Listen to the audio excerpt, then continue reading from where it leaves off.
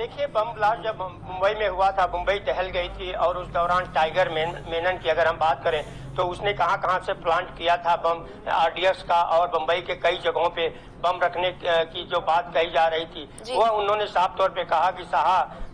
सरदार शाह अली खान जो है वो बम धमाकों का आरोपी था और आरडीएक्स रखने में किस तरह से वो प्लांट किया था उसका उन्होंने जिक्र किया। और ये भी बताया कि उसके खिलाफ जो है उस समय टाडा एक केस चल रहा था, टाडा के जिसके ऊपर केस चलता है उसकी जमीन पूरी जो है सरकार अपने कब्जे में, यानी कि सरकार अपने कब्जे में ले लेती है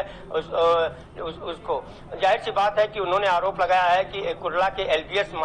मार्ग जो है बहुत काफी महंगी,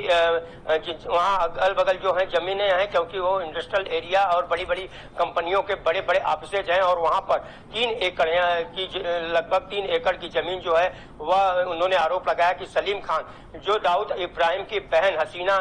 का जो ड्राइवर हुआ करता था उसने उसको कब्जा किया था और उसे किस तरह से उसने बेचा नवाब मलिक के परिवार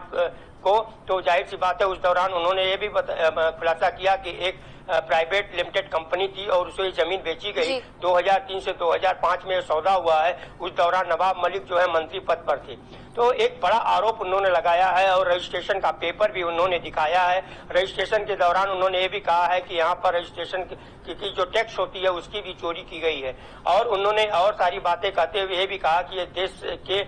से जुड़ा हुआ मामला है, देश की सुरक्षा से जुड़ा हुआ मामला है, और इस मामले को हम एनसीपी प्रमुख शरद पवार को तो देंगे ही और एजेंसी को भी देंगे जो इसकी जांच पड़ताल करे। जाहिर सी बात है कि उन्होंने जिस तरह से बम फोड़ने की एक बात कह रहे थे कि दिवाली के बाद एक बम फोड़ेंगे, तो एक काफी बड़ा बम उन्होंने फोड़ा है, क्योंकि अंडरवर्ल्ड से इसके पहले नवाब मलिक ने साफ तौर पे कहा था कि मेरा अंडरवर्ल्ड से कोई संबंध नहीं है। इन्होंने हरीश, जिस तरह से आप कह रहे हैं कि धमाके की गूंज कहां तक पहुंची है ये देखना होगा, क्योंकि नवाब मलिक भी अब से कुछ देर में